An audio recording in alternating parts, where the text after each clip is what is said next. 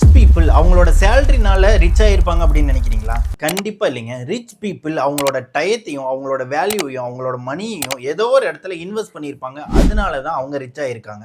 எந்த ஒரு ரிச் பீப்புளும் இந்த 3 விஷயத்த ஃபோக்கஸ் பண்ணி ஒர்க் பண்ணுவாங்க. ஃபர்ஸ்ட் பார்த்தீங்கன்னா ஒரு அசெட்ல இன்வெஸ்ட் பண்ணுவாங்க. அசெட் அப்படின்னா ஒரு ஸ்டாக்கோ, ஒரு மியூச்சுவல் ஃபண்டோ, இல்ல ரியல் எஸ்டேட்டோ, இல்ல ஒரு ஸ்டார்ட் அப் கம்பெனியோ அதுல அவங்க இன்வெஸ்ட் பண்ணுவாங்க.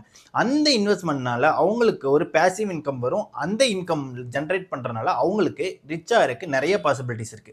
செகண்ட் பார்த்தீங்க அப்படின்னா மணியை ரீஇன்வெஸ்ட் பண்ணுவாங்க. ஃபர்ஸ்ட் நம்ம சொன்ன மாதிரி அவங்க ஒரு அசெட்ல இன்வெஸ்ட் பண்ணி அதுல இருந்து அவங்களுக்கு ஒரு இன்கம் வரும். அந்த இன்கம்மை அவங்க ஸ்பெண்ட் பண்ணாம அதை ஒரு ரீஇன்வெஸ்ட் பண்ணுவாங்க. அந்த ரீஇன்வெஸ்ட் பண்ற மூலியமா அவங்க காம்பவுண்டிங் ஆகும். காம்பவுண்டிங் பவர் தான் இருக்கிறதுலே பெரிய மேஜிக். சீக்கிரம் ரிச்சா இருக்கு. தேர்ட் பாத்தீங்கன்னா மல்டிபிள் இன்கம் சோர்சஸ். எல்லா ரிச் பர்சனும் பாத்தீங்க அப்படின்னா அவங்க ஒரே ஒரு இன்கம் சோர்சஸ் மட்டும் கண்டிப்பா வச்சுக்க மாட்டாங்க. நம்மளமா ஆளுங்க வேலைக்கு போறோமா அந்த ஒரே ஒரு இன்கம் சோர்சஸ் தான் வச்சிருப்பாங்க. ஆனா ரிச்சஸ்ட் பர்சன் எல்லாருமே என்ன பண்ணுவாங்கன்னா மல்டிபிள் இன்கம் சோர்சஸ் வச்சுக்குவாங்க. மல்டிபிள் இன்கம் சோர்சஸ் இருக்கும்போது அவங்களுக்கு ரிஸ்க் லெவல் கம்மியாகும், ப்ராஃபிட் லெவல் இன்க்ரீஸ் ஆகும். இந்த மாதிரி நீங்களும் சீக்கிரம் ரிச் ஆனோம் அப்படின்னா உங்களோட டைத்தை வேஸ்ட் பண்ணாம ஏதோ ஒரு இடத்துல இன்வெஸ்ட்மெண்ட் பண்ணுங்க.